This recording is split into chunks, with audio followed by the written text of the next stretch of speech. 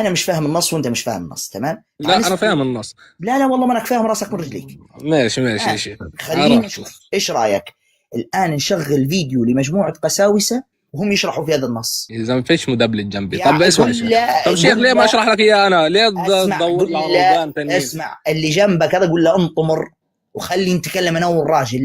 سلام يا شيخ. مرحبا، ما دينك؟ شو الوضع يعني؟ جاوبنا، ما دينك؟ يعطيك العافية. مسيحي، مسيح كاثوليكي وافتخر. هذا اللي مرة لما اتصلت طلع من جنبه صوت تقريبا هو نفسه. ايوه هذا هو شيخنا، انا كنت بدي خبرك قبل ان يتكلم. صحيح انت كاثوليكي؟ قلت تفتخر، صح؟ تفتخر بماذا بالضبط؟ ما الذي يدعو الى الفخر في دينك؟ افتح المايك من تحت التعليقات. ديننا حق يا شيخ، يعني بفتخر فيه اكيد. هات الدليل انه هو حق. طب اعطيني الدليل عندك انه حق انت كمان، انه دينك احق من ديني. هو في صدى صوت ولا شنو؟ تقريبا في صدى صوت شوي، لحظة. لا خلينا نكرر. انت قلت ان دينك حق. تفضل اعطينا دليل ان دينك حق، تفضل. طب اعطيني دليل انه الاسلام كمان دين حق. ما زال الصدى الصوت متكرر، ما زال صدى الصوت متكرر. نكرر من جديد معلش. انت ادعيت ان دينك حق، اعطينا الدليل ان دينك حق، تفضل. انه السيد المسيح. تمام، حاليا ضبطت الصوت كويس. كويس، ضبطت هكذا الصوت يعني. ايوه هكذا جاوبت. بدأت تجيب على السؤال، مش طرحت سؤال على سؤالي. طيب ماشي. لازم تعرف، لازم تفهم هذا الشيء. لما أسألك سؤالا ترد على السؤال، مش تسأل تسأل. أنا عادي، ما عندي 20,000 مقطع أثبت فيها أن الإسلام دين حق، وكل يوم أناقش وأحاور في هذا. لكن أنا سألتك فتجيب. سألت أنت ادعيت أن دينك حق، أعطينا الدليل أن دينك حق، تفضل. هاي الدليل انه ديني حق. يعني ديني انا اولا بكون بيحكي عن المحبة، وبيحكي عن اشياء حق يعني من دينكم. بعدين احنا عندنا السيد، مش انتوا بتحكوا. توقف شوي. اسمع شيخ وقف شوي على المحبة هذه، شوية على المحبة. يعني كتابك فيه قتل أطفال. الرب في كتابك يأمر بقتل الأطفال والرضع والنساء والحمير والبقر والغنم والشيوخ الكبار. يعني معلش، كتابك في عشرات النصوص يأمر بقتل كل هؤلاء، حتى الحمير لم يرحمه. طب وين موجود هذا الحكي؟ في سفر صموئيل، في سفر يشوع، في سفر حزقيال، في سفر العدد، في سفر التثنية، في معظم أسفار كتابك. هذا اسمه تقديم ذبائح للرب، زي ما انتوا عندكم كمان تقديم ذبائح للرب. بعدين اسمع يا شيخ، بعدين احنا مش اصبر شوي. تقديم ماذا؟ طب ليه بتعطيني كتم؟ ما نعطيك كتم حتى نفهم ماذا تهبد او ماذا تهرس او ماذا تقول بالضبط.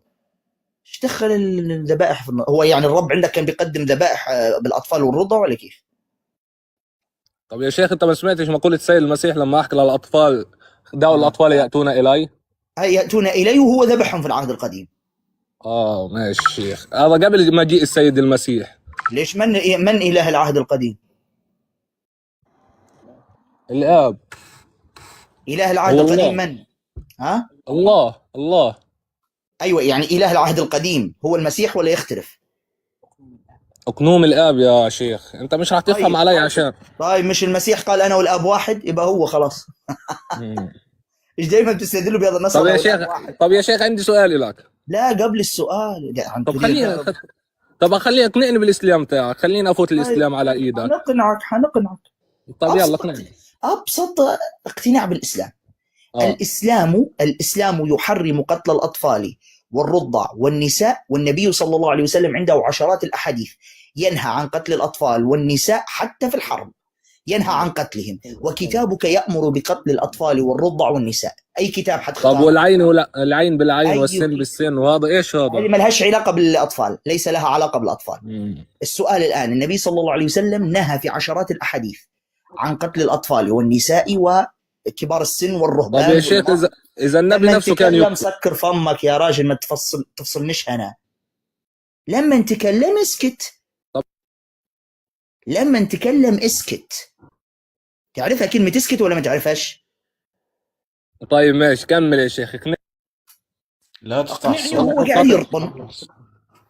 اسكت، اقنعني اسكت. يحرقوا دم الواحد يا اخي، طلعوا اسكت لما نتكلم. بسيطة جدا ترى السكوت. ها، النبي صلى الله عليه وسلم في عشرات الأحاديث نهى عن قتل الأطفال، حرم قتل الأطفال والنساء والشيوخ والرهبان والمرضى ومن لا ناقة له ولا جمل في الحرب، كان ينهى عن قتلهم.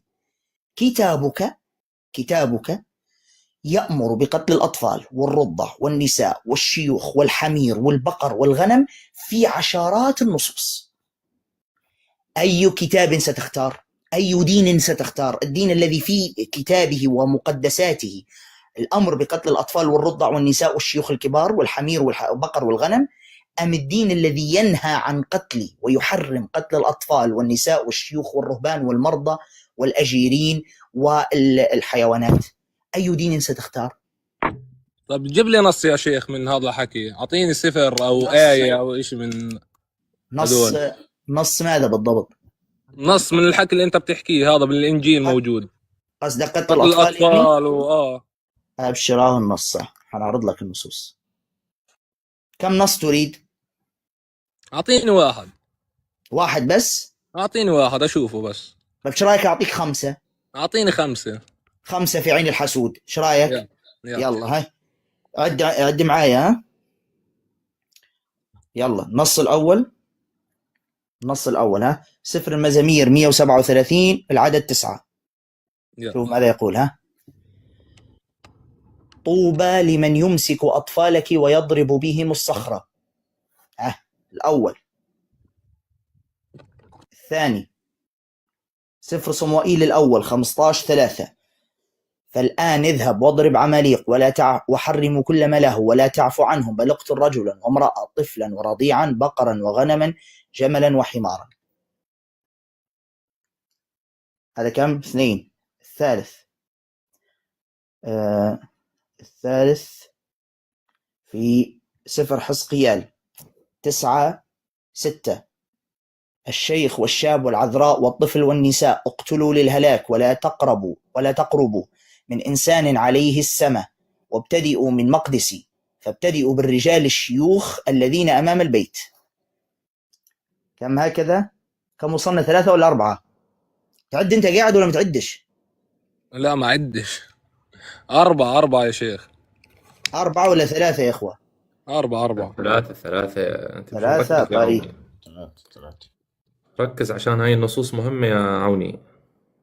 هاي السفر العدد 31:17، فالآن اقتلوا كل ذكر من الأطفال وكل امرأة عرفت رجلا بمضاجعة ذكر اقتلوها.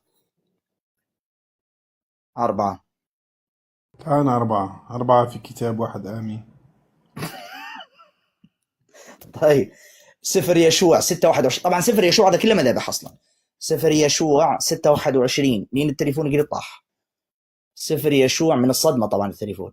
سفر يشوع 6:21، وحرموا كل ما في المدينة من رجل وامرأة من طفل وشيخ حتى البقر والغنم والحمير بحد السيف. أنا ديما نسمع الإسلام بحد السيف، طلعت كلمة بحد السيف موجودة في كتابكم.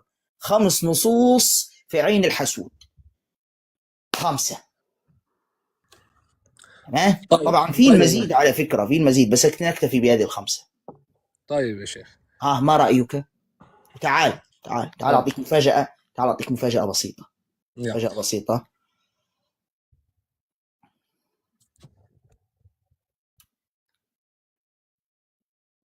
الله شوفوا. ها دقيقة بس.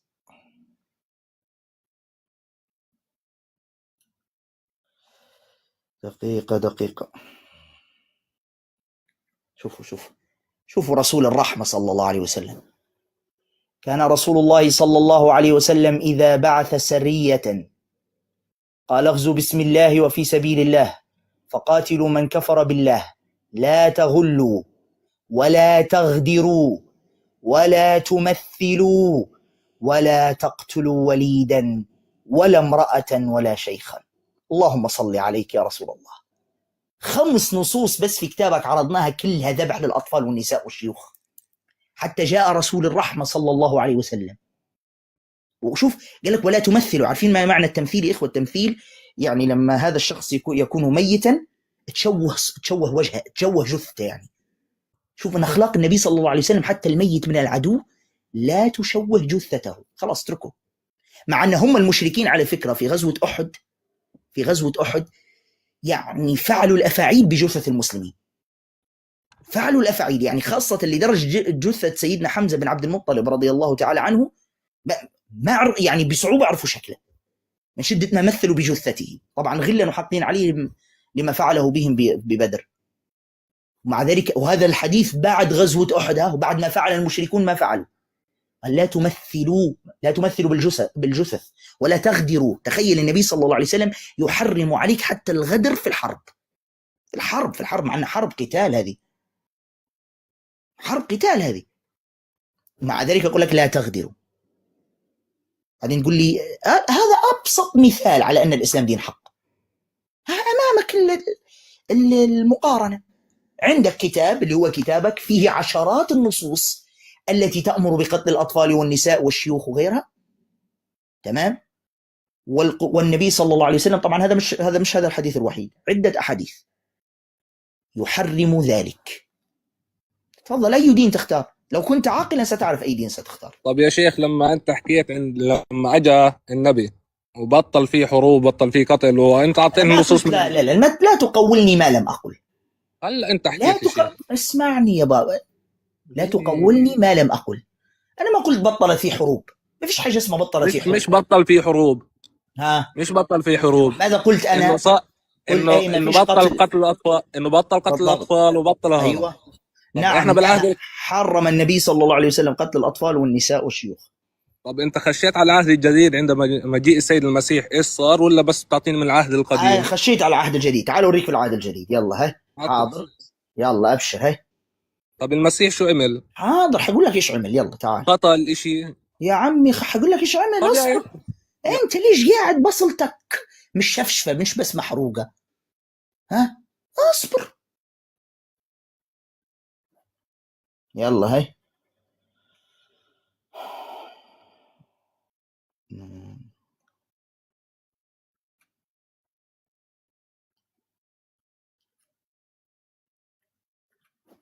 شوف بس قبل ما شو اسمك انت؟ دقيقة ذكرني باسمك. عوني حطر. شنو؟ عوني عوني. لو واحد جاءك الآن وقال لك من لا يريد أن أكون عليه ملكا يذبح أمامي، أو بالنص هكذا أقول لك أما أعدائي أولئك الذين لم يريدوا أن أملك عليهم فأتوا بهم إلى هنا واذبحوهم قدامي، ماذا تصف قائل هذه الجملة؟ المسيح حكى هيك؟ أنا قلت المسيح؟ حاشا سيدنا المسيح، حاشا سيدنا المسيح أن يقول ذلك، طبعا لا، أعوذ بالله أن يقول ذلك، لكن أنا أسألك هكذا بصفة عامة. لا غلط هذا الحكي، غلط هذا الحكي. يعني تتفق معي إن هو واحد إرهابي ومجرم هكذا وحش نوتي هكذا؟ بماذا تصفه يعني؟ انت بعيد عشان انا ما فهمتش ايش بدك توصل لي الفكره. يعني هو لقنك اللي جنبك قال لك قول له ما فهمتش يعني، فانت قلت ما فهمتش يعني على طول؟ لا يا شيخ، طيب جودت انت ما تقوليش لا سمعت قالها لك جنبك قال لك قول له ما فهمتش. حركات التعليم. ما شاء الله عليك يا شيخ، سمعك قوي. خلاص هي طرشقوه بعين. ما شاء الله عليك. ما شاء الله. المهم شوفوا معي، هذا إنجيل لوقا 19:27. طبعا حاشا المسيح أن يقول ذلك، بس هذا وفق، لما قلت لك المسيح لم يقل ذلك أنا صادق، لكن هذا في كتابكم من تحريفاتكم. أما أعدائي أولئك الذين لم يريدوا أن أملك عليهم فأتوا بهم إلى هنا واذبحوهم قدامي. هذا في العهد الجديد، مع أن أصلا لا فرق بين العهد الجديد والعهد القديم، فكلاهما مقدس وكلاهما كلمة الرب كما تزعمون. ما رأيك؟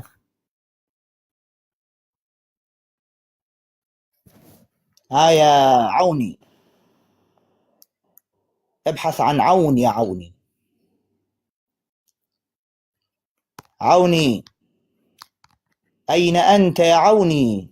بجوز يا شيخ لسه ما حفظش الكلام من اللي جنبه. عوني يحتاج اسمه من عوني. ايوه اسمه عوني، هو اللي بجنبه يعينه شيخ. الله لو جبت النصارى كلهم ما يقدروا يعينوك. مرحبا شيخنا. طيب يا يا شيخ أهلا ما وسهلا. دام لحظة بس يا انتظر بس، انتظر يا جيب. عوني، كان خلاص أعلنت استسلامك، نعطوا الراية لغيرك. لا ما اعلنت استسلامي. إيش رأيك في النص هذا الذي طيب ينسب إلى يسوع المسيح في كتابك؟ طيب يا شيخ ما دام كلامك صح وانت قاعد بتجيب لي من الانجيل، طب عادي اسالك سؤال انا من عندي؟ ما تسألنيش، تجاوب. مش أنت قلت لي جيب لي العهد الجديد؟ شنو هي هيدقة طب خلاص هكذا؟ هيك انت خلاص جبت لي صح. طب دوري اسالك.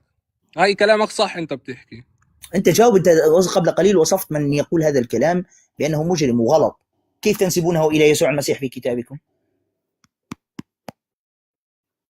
انت مفكرني راهب ولا خوري اشرح لك؟ لو اني راهب كان شرحت لك اياه. حتى طب الراهب اسمع خلينا نقولها لك أنت اللي اسمع. حتى الراهب والخوري لا يستطيع أن يرد، نتصل بهم ويتهربون. المهم خليك على جانب حاليا شوية في دكة الاحتياط، نشوف اللي تحتك النزلة. تفضل. مرحبا شيخنا. أهلا وسهلا. ما دينك؟ أنا شيعي، كنت شيعي. والآن؟ صار لي 37 سنة سني أنا هلا. من فترة كنت سني طبعا، بس أساسي شيعي. الآن ماذا يا أنا سني. بس الآن سني أنت؟ أنا تركت ديني من وراك. أنا هلا يزيدي. طيب يلا امشي، اكذب بعيد، اكذب على أمك هناك، خليها تحطك في كترها وتهوهي عليك وقولها زين خير الله سبب تركي للسنة. يا كذاب، وانت اصلا تلحودة واكل وشارب لين شابع. شيخي هذا يزيدي شيخي، وليس سني وليس شيعي اساسا، يزيدي. ضعنا الحركات ولا انت وهو ولا. نعم. والله بفضل الله عز وجل زين خير الله قاهركم، وبفضل الله عز وجل أعداد الذين يسلمون أسبوعيا أعداد كبيرة على الخاص وعلى العام. هذا غير المسلمين بفضل الله عز وجل الذين استفادوا من البث المباشر، والذين ثبتوا على الإيمان بفضل الله عز وجل، والذين انتفعوا من هذا البث المباشر. طبعا مئات الرسائل التي تصلني إن كانوا متأثرين بالنصرانية وتركوها ولله الحمد. النمر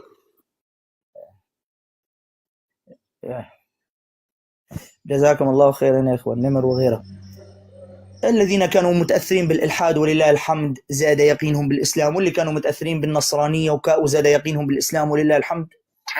تبطل الحركات التمثيلية هذه ولا أنت هو امشي.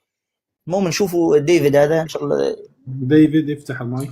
ديفيد سلام المسيح. سلام من؟ رب المسيح.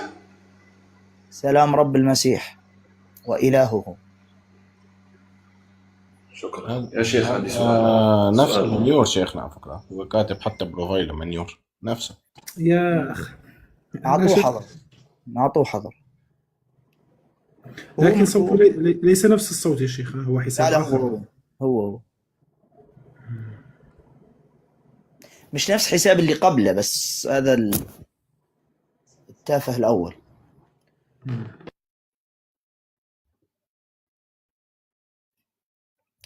يا عوني يا ثواني يا شيخ، قاعد بقرأ لك بالنص اللي أعطيتني إياه بتاع إنه كيف إنه الملك بقتل وهذا. مش الملك يسوع المسيح هو الذي سيذبح. طب ماشي، أعطي أولوية لغيري ثواني بس. ما فيش حد غيرك حاليا خلاص، للأسف تورطت. طيب إذا في نصراني يريد يكمل إلى أن يجهز عوني. إذا في نصراني يعين عوني، معناها صعبة كثير يعني. يا إخوة بارك الله فيكم، التكبيسات الآن 3 مليون، خلونا نشد نوصلهن ل5 مليون ونوصل اشتراكات ل50,000، وحاليا احنا توب 4، فخلونا نشد ونحقق الأهداف حتى نوصل لتوب 1. ننتبه لهذا. نعم بوبي افتح المايك. تفضل ما دينك. هذه تعرف محمد صالح، محمد يا الله. صالح. شيء يا انت الله يا خنزير. خنزير. شو اسمه، عوني يا اخوة. تعرفوا ضحكني بالمثل اللي يقول جبتك يا عبد المعين تعني، لقيتك يا عبد المعين عايز تتعان. فانت يا عوني شو ينطبق عليك هذا المثل؟ والله انك جبتها يا شيخ. الله مفصلة عليك تفصيل، صح يا عوني هذه؟ يعني قميص. يا شيخ إن كلهم هيك والله، وليش في حدا منهم قادر يعني، كلهم بدهم يعاني.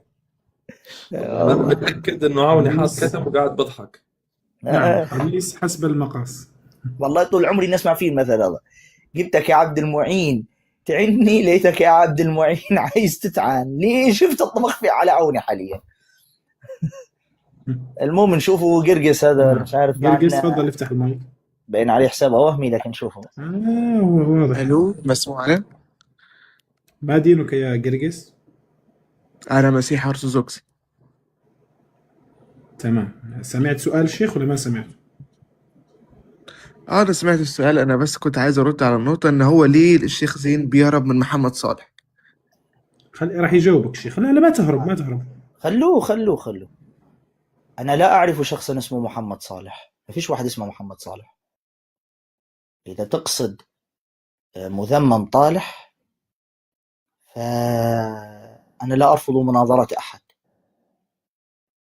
أي واحد يريد أن يحاور يطلع هنا زي ما طلعت أنت الآن، تمام؟ تصعد هنا كويس، ويطلب جست ويستأذن قبل الدخول، ويأذن له المشرفون، ويدخل ويطرح سؤاله ونجيبه بكل بساطة، عادي جدا، هو ولا غيره أيا كان. مذمم طرح، بس قبلها يعتذر زي الخنزير لسبه لله ولرسول الله صلى الله عليه وسلم وللإسلام وللمسلمين. يعتذر زي هو طبعا يتقن حركات الخنزير كويس، يقلد الخنزير وهو يعتذر ويجي يعتذر، بس هذا الشرط الوحيد.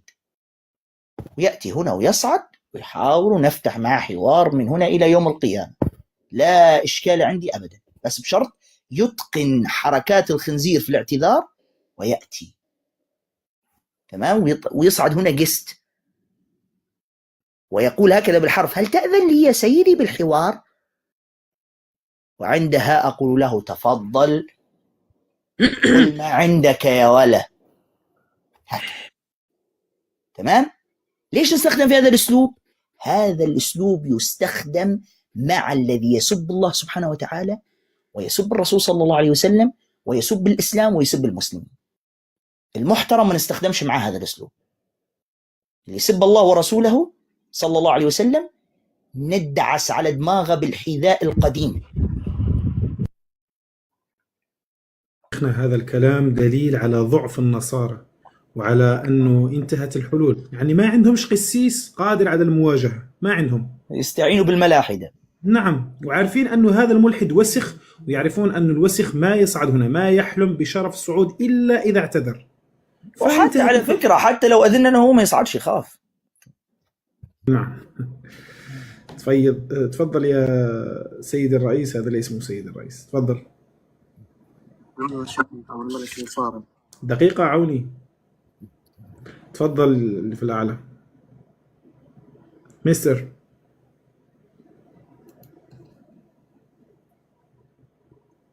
يا سيدك الرئيس افتح الصوت.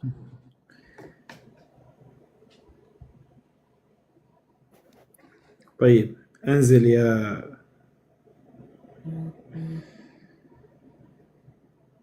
معلش احكي. يا عوني. يا شيخ. شيخ شوية خلنا نشكر الأخ أشرف يا رنت. اشكره، جزاك الله خيرا يا أخ أشرف. تفضل، ماذا تريد يا عوني؟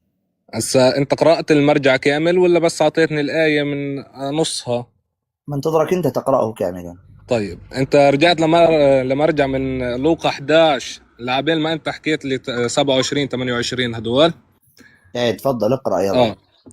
هذا قصده السيد المسيح بالحكي هذا، كان مجمع الناس وقاعد بعطيهم مثل، وإذا كان يسمعون هذا عاد فقال مثلا، لأنه كان قريبا من أورشليم وكانوا يضم. بس عوني ممكن استفسار بسيط بس؟ عوني ممكن استفسار بسيط؟ تفضل. ما معنى مثل؟ مثل كان إنه مجمع الناس وبعطي يا مثل، إنه بشرح لهم مثل إنه كيف يعني. ما معنى مثل؟ ايش يقصد مثل؟ كيف يعني مثل؟ مثل عادي زي مثل العين بالعين والسن بالسن، هذا نفس الاشي. هذا ما هو مثل، هذا حقيقة. حقيقة يا شيخ. حقيقة، بالعين بالعين والسن بالسن والبادي أظلم. طب يعني لما يا شيخ اجي اشرح لك عن قصة واقول لك هاي مثل تعلمها بحياتك، انه قصده مثل يعني مثل يعني شيء حقيقي ولا وهمي؟ وهمي. وهمي يعني يسوع المسيح كان يقول أوهام، مش يقول يا شيخ انت قاعد شيخ شيخ انت بس بدك تطلعني غلطان، بدكش تفهم ديننا، انت بس بدك دينك الاحد. طب اسمع انت بنفسك طلع انت بنفسك اللي مطلع نفسك غلطان، ما ليش علاقه بيك. انا سالتك هذا المثل وهم ولا حقيقه؟ قلت وهم. قلت لك يعني يسوع المسيح عندك كان بيقول اوهام. طب يا شيخ، طب ايش رايك؟ تعال شوف. تمام، انا مش فاهم النص وانت مش فاهم النص، تمام؟ لا انا فاهم النص. لا والله ما انك فاهم راسك من رجليك. ماشي يا شيخ، خلينا نشوف ايش رايك الان نشغل فيديو لمجموعه قساوسه وهم يشرحوا في هذا النص. حلو. طب بلكي هكذا صح؟ لا ليه ما اشرح لك اياه انا؟ مش انت قبل شوي قلت لي انا مش راهب ولا خوري ولا كذا، معناته القساوسه هم اللي يفهموا هذه الامور صح؟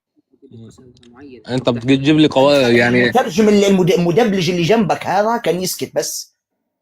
اذا ما فيش مدبلج جنبي. طب اسمع طب شيخ ليه ما اشرح لك اياه انا؟ ليه تدور على روبان ثانيين؟ اسمع اللي جنبك هذا قول له انطمر وخلي نتكلم انا والراجل، تمام؟ قول له يا الله يا شيخ. طب اسمع يا شيخ. لا يا شيخ تفتح ليش خوارنا. لا نفتح لك. ليش لا تريد ان تسمع لفيديوهات القساوسه وهم يقولون بذلك؟ تعال هي واما تعال نسمع للقساوسه وهم بيشرحوا النص، يمكن نحن مش فاهمين صح. تعال نسمع القساوسه ماذا داخل الكنيسه ماذا يشرح. واما اعدائي اولئك الذين لم يريدوا ان املك عليهم، خلاص دولت يعني براحتهم، لا براحتهم، محدش يزعلهم، محدش يجنح. لا مش حاجه اسمها كده حبايب. اتوا بهم الى هنا واعملوا ايه؟ واذبحوهم ايه؟ اذبحوهم قدام. طب دول وضعهم ايه؟ كتار بيزعلوا من الايه ديت. اللي يزعل كتار بيزعلوا زي عوني حاليا زعلان او بيرد عليك. اكتب بس الصوت، اكتب الصوت بس. يزعل، لكن هي دي كلمة الله الصادقة. أيوة. يقول لك هو المسيح يذبح؟ المسيح يذبح والمسيح هيدين والمسيح هيرمي الأشرار في جهنم. طيب قال لك المسيح هيذبح. يعني بتاع المسيح علم المحبة ومش عارف، قال لك هيذبح وخلاص. لا مثل ولا مثل، حتى لو كان مثلا فالمثل لا يعني انه عدم حقيقة هذا الأمر. عندي عشرات التفاسير على فكرة. عندك التفسير التطبيقي للكتاب المقدس يقول ان هذا المسيح سيفعله في المجيء الثاني. عندك مثلا شرح بشارة لوقا الدكتور القس إبراهيم سعيد يقول نفس الشيء، ان المسيح في الدينونة سيذبح أعداءه. وأين أيضا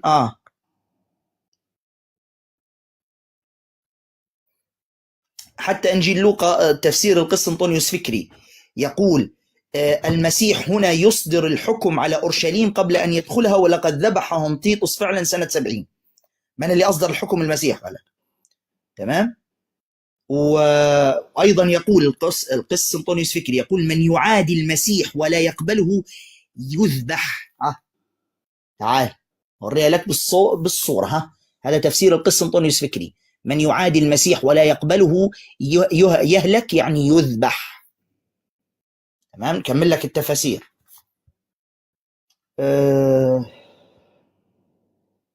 تفسير الكنز الجليل لويليام إيدي الجزء الثاني صفحة 330 ماذا يقول؟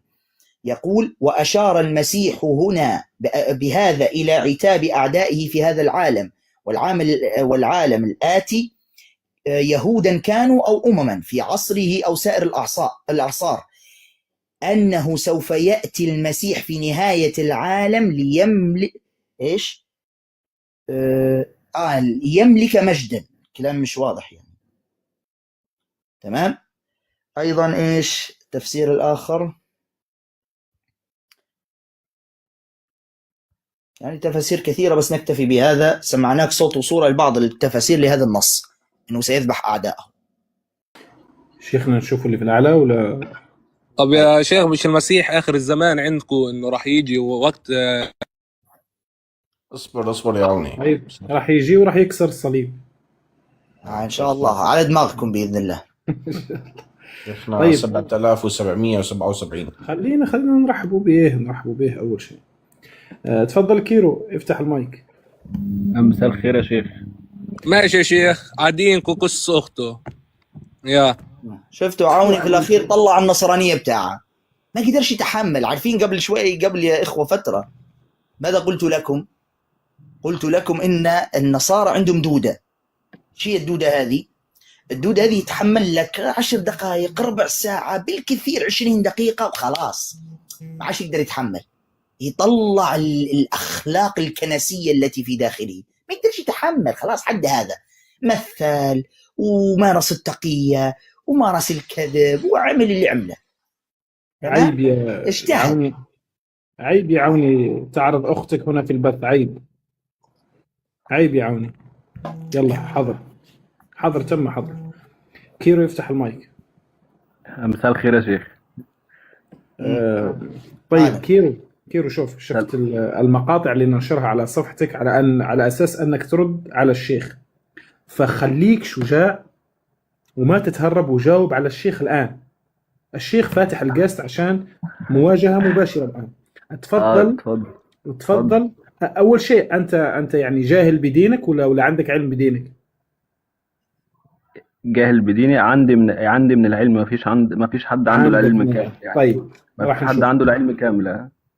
تفضل شيخنا. طيب تمام. السؤال: هل كتبة الأناجيل كانوا يعلمون أن الذي يكتبونه وحيا؟ تفضل جواب مع الدليل. أكيد طبعا. الدليل في الخمسين لما حل عليهم الروح القدس. طيب ممتاز جدا. هات لي تلميذ واحد أو هات لي كاتب واحد من كتبة الأناجيل الأربعة قال أنا أكتب بوحي. واحد من يا كيرو أنا كتمتك عشان في عندك تشويش. ظبط الصوت، إذا حاط سماعات شيلهم عشان نعرف نسمع. نشد بالتكبيس والمشاركات يا إخوة. يا كيرو لسه عندك الصوت لسه. شيل الشاحن أو سماعات إذا أنت مركبهم، أو إذا أنت بجنبك لحام أو شيء ابتعد عنه. لا هو بس الشاحن بس عشان الموبايل هيفصل. طيب هنسمع يا كيرو. تفضل. كيرو لو بتسجل البث موجود على اليوتيوب. لا ما بسجلش صدقني. هسجل ليه؟ ماليش انا في الحركات دي. ماشي، لان في اصوات مزعجه من عندك، مش عارف شنو الاصوات هذه. لا صدقني هو الشاحن بس. طيب فك الشاحن شويه، فك الشاحن عشان نعرف كيف نتكلم. الموبايل للاسف هيفصل. كم الشحن بتاع موبايلك؟ الشحن 2% بالظبط. فلو طيب شلته اشحن وتعال، لان هكذا اصوات ما ينفعش. وعندك مفاجآت في هذا الموضوع، بس انت تعال وحنطلع لك مفاجآت جميلة ان شاء الله. احنا في انتظارك ترجع مرة ثانية يا كيرو. إذا فيه نصراني يسمي نفسه مسيحي أو مسيحية يكتبون رقم 3، النكراني الشيعي كل هذا يكتبون رقم 4.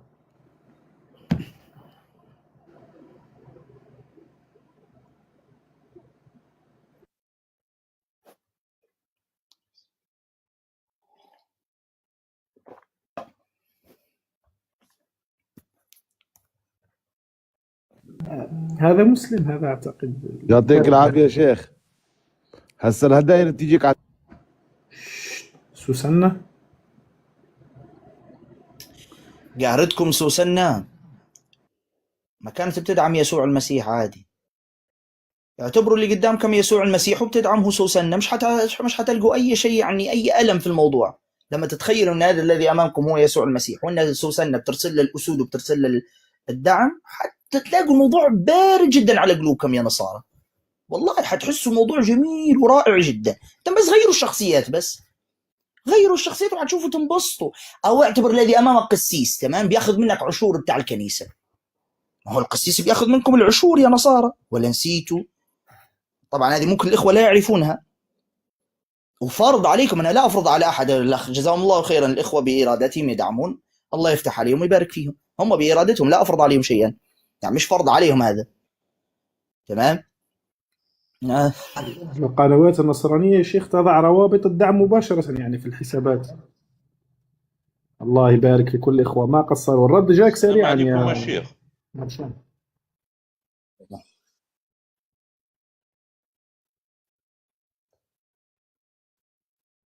تفضل يا اصبر شوية، اصبر، احترم دخلة الأسود لو سمحت، احترم دخلة الأسود لو سمحت، في احترام للأسود شوية، عيب. كثرونا من هذه الاتصالات يا نصارى. طيب جزاك الله خيرا الأخ مهدي والأخ زايد والله الأخ مش عارف والله ما شفته، بارك الله فيك. بس في نقطة أريد أن أقولها على موضوع العشور قبل ما أنسى. العشور يا إخواننا، القساوسة والكنيسة بتاخذ العشور من النصارى، تمام. إيش العشور هذه؟ يعني 10% من دخلك. تخيل يعني أنت كنصراني عندك راتبك هذا شهريا 10% منه تعطيه للكنيسة والقساوسة، مش بمزاجك، هذا فرض عليك. 10%، مش انك انت بمزاجك تدعم البث تعطي ما تعطيش، انت بارادتك الحره. لا، ما فيش في الكنيسه بارادتك الحره. 10% يا حبيبي من راتبك تعطيه للكنيسه، اسمها العشور. اذهبوا ابحثوا عنها، اذهبوا عنها، العشور في الكنيسه. ولا نصراني بيعطوا، كلهم بيعطوا. تفضل ابونا، تفضل قبل الايادي يا ابونا، تفضل تفضل. وابوهم طبعا في الكنيسه يلهف وياخذ، ولا واحد منهم يتكلم في حرف ولا يقدر يعترض اصلا النصراني ابدا. طيب على كل حال تفضل افتح، جزاكم الله خيرا يا اخوه. يا شيخ المشكلة أبوهم بيشتري فيهن شيخ، بيشتري فيهن زيت الميرون وبرشمهم. يا ريت حتى يحترم فيهم والله. قوية.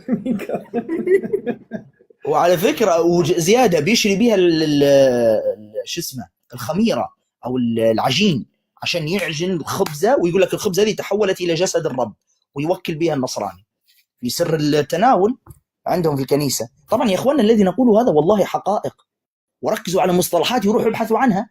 نحن في عصر الانترنت الآن، اللي مش مصدق يبحث. النصارى يأكلوا في خبزة في الكنيسة، ويرون هذا الخبز يتحول إلى جسد الرب يسوع عندهم كما يقولون هم. طبعا شيخنا كيس دقيق، كم يصنع من إله. الله نقولوا كم يصنع من معبود أحسن. والله يا من معبود حاشا. الله المستعان، الله ينتقم منهم، والله أساءوا لله عز وجل. إخواننا رجاء وصلوا التكبيسات لل10 مليون. الإخوة الداعمين الله يبارك فيهم مش مقصرين، فخلونا إخواننا نساعد الإخوة الداعمين في إنجاح البث وإنجاح صفحة الشيخ إن شاء الله. تفضل يا متصل. هذا أعتقد مسلم. عارف الله.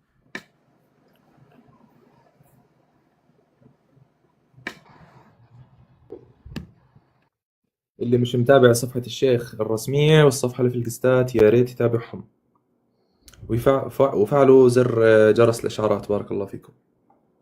بالله يا إخواننا الصفحة دي تابعوها، الله يبارك فيكم.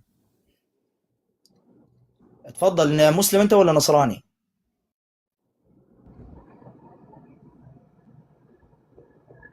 هذا النت عنده كثير ضعيف يا أستاذ. خلاص نزلوا. هو شوف نحن شوف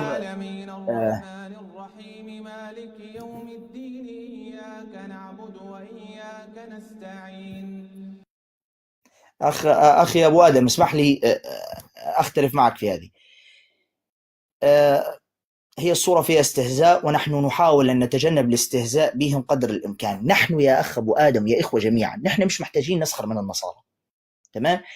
أصلا دينهم لا يحتاج إلى ذلك. مجرد أن نحن نعرض يعني ما عندهم خلاص يكفي.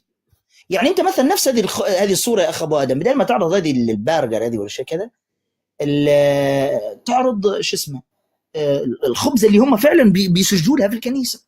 أنت مش محتاج أصلا تعرض هذه الصورة. نعم عندي يا شيخ هذيك. هذه بالنسبة لي يا شيخ، لأن نحن النصارى قبل قليل هم عارفين أن نحن بنحكي حقائق، وهذا الذي يؤثر فيهم. أما مثل هذه الصور لا تؤثر فيهم. نحن هنا يعني نتجنب هذا، يعني هذا الصحيح والله أعلم. عيوني. ولكن والله يا شيخ هو الموضوع سخرية. يعني لما واحد يجي يقول لك أنا باكل الرب وجسد الرب ويشرب دم الرب، هو نحن مش محتاجين أن نحن نسخر منهم، نحن نعرض عقيدتهم، وأنت تعرف عقيدتهم تؤدي إلى ماذا.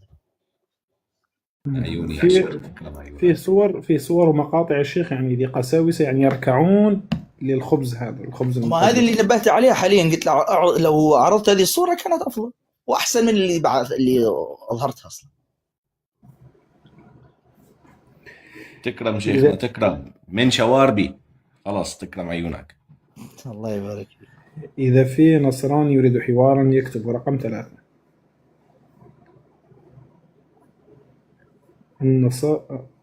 جبرة ماذا يقول؟ اسعد يا جبرة، اسعد. الله يجبر بحالك. لا مش لا مش هذا اللي ساعدته. هذا أنا صعدته، مش عارف شايف فيه مش مسلم. ما دينك أنت؟ السلام عليكم. وعليكم السلام. ما دينك؟ أنا ديني علوي مسلم. تسامع بالطائفة العلوية؟ السلام. في أوسخ منهم إلا من رحم ربي. طيب يلا امشي. ماذا حكي؟ لا امشي. ما نحاورش الوسخين. احنا نعرف نصيرية، ما نعرفش علوية. نصيرية نعرفهم. كل واحد أقذر من الثاني وأحقد من الثاني على الإسلام والمسلمين، وما ارتكبتموه من جرائم كافية. ربما نقول إلا من رحم ربي، مع أنه طالع مني بصعوبة شوي، لكن يلا ها. مع أني أنا ما شفتش من رحم ربي، هؤلاء ما شفتهمش بعيني صراحة. يعني اللي من رحم ربي هؤلاء أنا ما شفتهمش بعيني، بس لعل يكونوا في منهم موجودين، ما نعرفش. لعل يكونوا منهم موجودين، والله ما نعرف، بس أنا ما شفتهمش بعيني صراحة.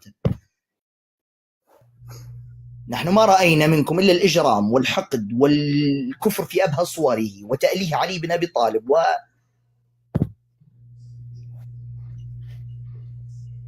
السلام عليكم. السلام عليكم يا شيخ. جبرة عليكم السلام. شنو حالك؟ كيف حالك؟ الحمد لله. ايه عندي سؤال. كيف حالك مرة أخرى؟ الحمد لله، رب الله يخليك، الله يسلمك. بس أنت لما تقول الحمد لله يعني أنت في دينك 3، مش عارف كم واحد بتحمد بالضبط. لا واحد، هم لا واحد. طب والآب والابن والروح القدس كم واحد هؤلاء؟ هم شخصيات. أيوة يعني أيوة كم شخصية يعني؟ أنا امبارح لفت نظري إنه الشباب من لفتت نظرك، بس كم شخصية؟ 3 شخصيات. يعني 3، ليش قلت واحد ماله؟ يا بس في اختلاف بيننا وبينهم. مش دخلني بينك وبينهم في اختلاف ولا في اتفاق. السؤال هنا اوكي، هل هم 3 أم 1؟ اوكي هم 3. طب ما معنى الشرك؟ انا اريد ان اسالك ما معنى الشرك؟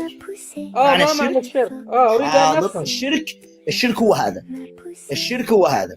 ما معنى كلمة شرك؟ انا اريد ان افهم. الشرك هو هذا ال3 هؤلاء اللي تعبدهم، هذا هو الشرك. ايش يعني شرك؟ ايش يعني كلمة شرك؟ انت بتفهمش ولا كيف؟ الشرك أن تتخذ مع الله إلها آخر أو آلهة أخرى تعبدها. اوكي.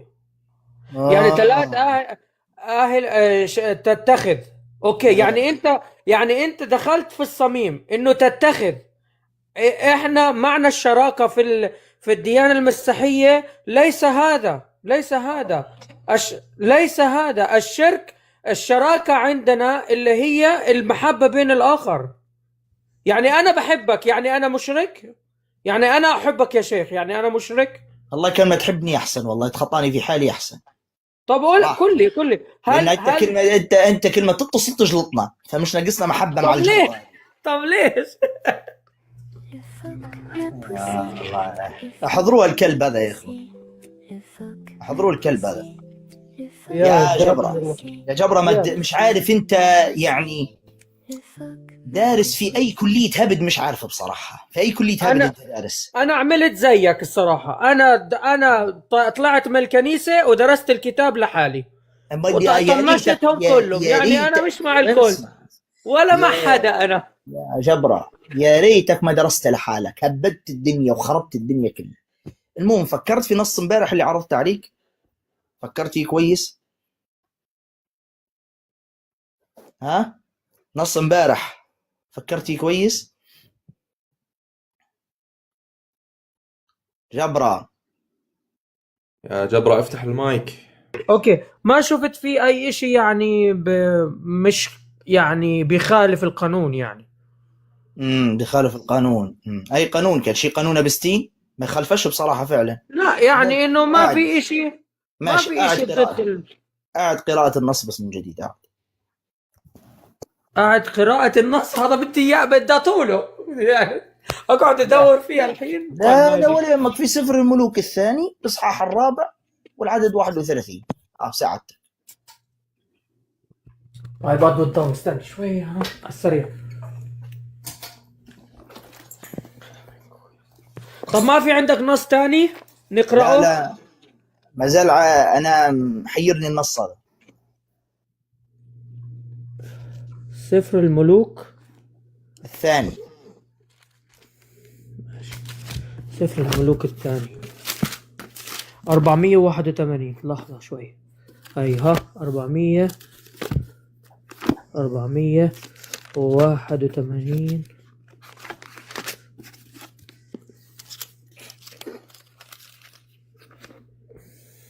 اوكي. سفر الملوك الثاني اصحاح عنو الاصحاح الرابع. ليش مش طالع عندي؟ اوكي. ملوك الثاني اصحاح الرابع. واستغاثت احدى نساء بني الانبياء. الاصحاح الرابع العدد 31. 31. اوكي. وسبقهما جحزي ووضع العكاز على وجه الصبي.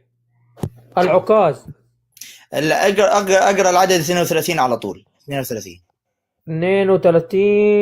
ودخل أليشع البيت وإذا بالصبي ميت في سريره. فدخل العلية وأغلق الباب وتضرع إلى الرب، ثم اضطجع فوق جثة الصبي ووضع فمه على فمه وعينه على عينه ويديه على يديه وتمدد عليه. فبدأ الدفء يسري في جسد الصبي. بدأ الدفء. شايف انت هذا النص عادي؟ يعني انت شايف هذا وحي عندك عادي جدا ما فيش اي اشكاليه فيه؟ يعني اعتقد انه عادي الصراحه. تعتقد انه عادي؟ اعتقد انا انه كنت عادي. حنقول لك كلمه بس حتزعل منها يعني، بس يلا كمل. بعد بدأ الدفء، بعد الدفء شنو صار؟ فبدأ الدفء يسري في جسد الصبي، فأخذ النبي يذرع أرض العلية، ثم عاد وتمدد على الولد فعطس هذا 7 مرات وفتح عينيه، فاستدعى جحزي وقال ادعي هذه الشونمية. وعندما مثلت امام خلاص لا شولمية. لا خلاص كويس. عند الشولمية كويس. اوكي. الآن دقيقة خلينا نشوف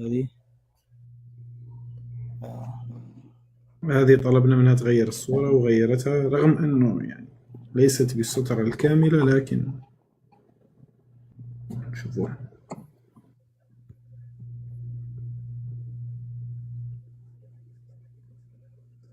النت عندها ضعيف يا خميني. مش شايف.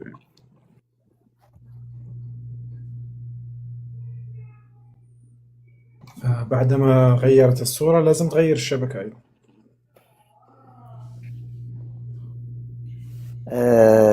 إن شاء الله تغير ما تعتقده الآن إذا كانت فعلا نصرانية.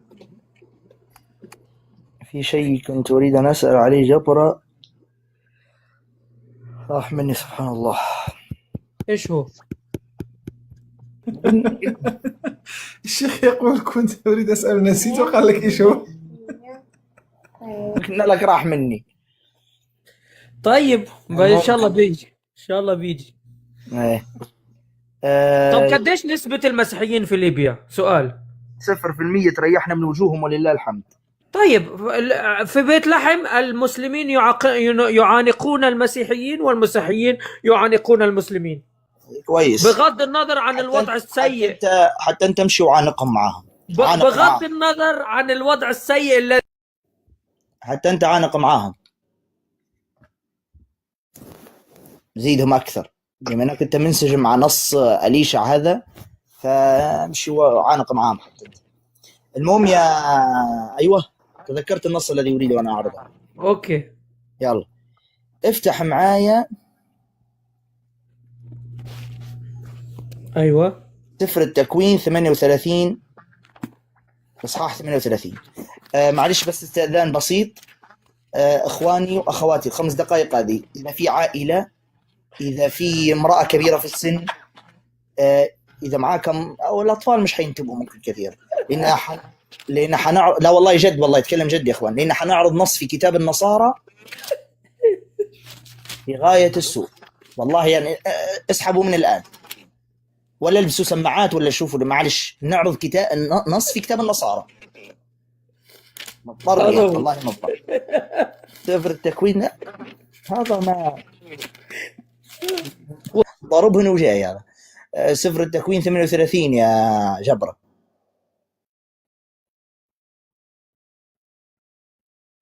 لأن النص بصراحة زايد 50 ولا زايد 80 مش عارف. المشرفين ينزلوا يا شيخ. لا أنت عادي متعودين انت. زايد 99 شكله. وحدث في ذلك الوقت. غير اصبر شوي، تو انا قلت لك اي نص تقرا. اوكي انت فاتح سفر التكوين اصحاح كم؟ 38 صح؟ 38. افتح العدد 9 بسرعه يا اخواننا. اللي عندها امراه كبيره في السن، اللي في بسرعه تفرقوا بسرعه. اوكي.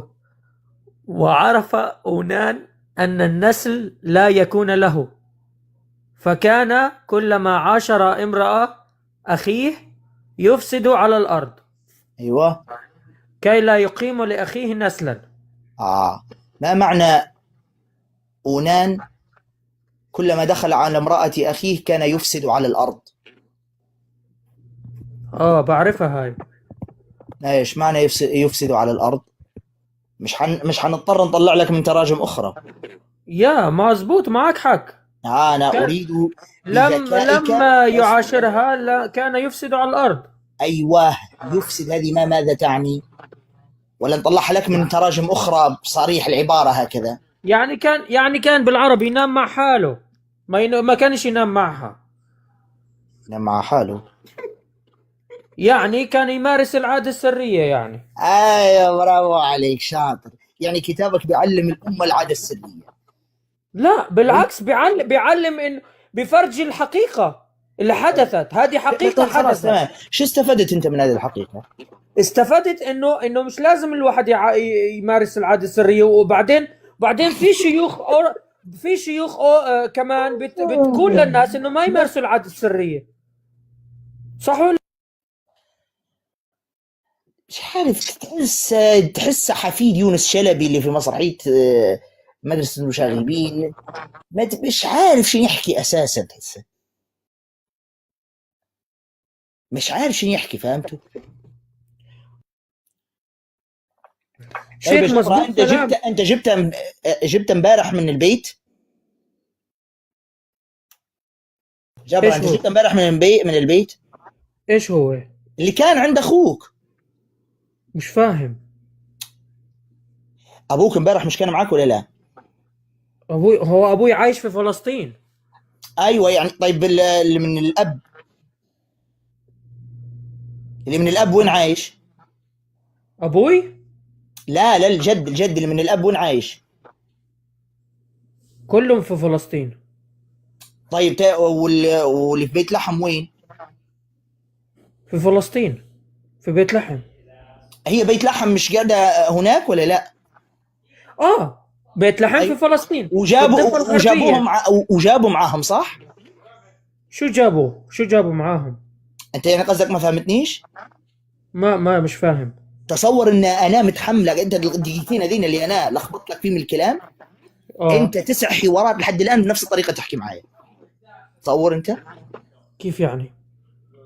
انا حاليا لما اعطيتك الكلام هذا اللي دخلته في بعضه تمام لمده دقيقه بس، لمده دقيقه، هو انت هذا حالك في كلامك كله من اول ما بدات معي حوارات من اليوم الجميل الرائع اللي دخلت فيه، مش عارف من اللي عرفك على البث بتاعي، الله يهديه ويصلحه. بس انا كنت بتابعك قبل ما احكي معاك على فكره لي فتره طويله. هو نفس الطريقه هذه اللي كنت انا احكي لك فيها حاليا، هي نفس الطريقه. لذلك يا جبره بما انك قرات النص قل لنا ماذا استفدت من النص؟ استفدت انه ما يجب على استفدت انك استفدت صح؟ حاضر. استفدت ان اونان حيجي ويسهر معك. ممكن. خلاص اتصل باونان خليه يجي يسهر معك لعله يعني. والله يا جبرة وضعك مش طبيعي يا جبرة. طيب خلاص كبس تحت حاليا يا جبرة. ماشي. تنساش تكبس كويس ها.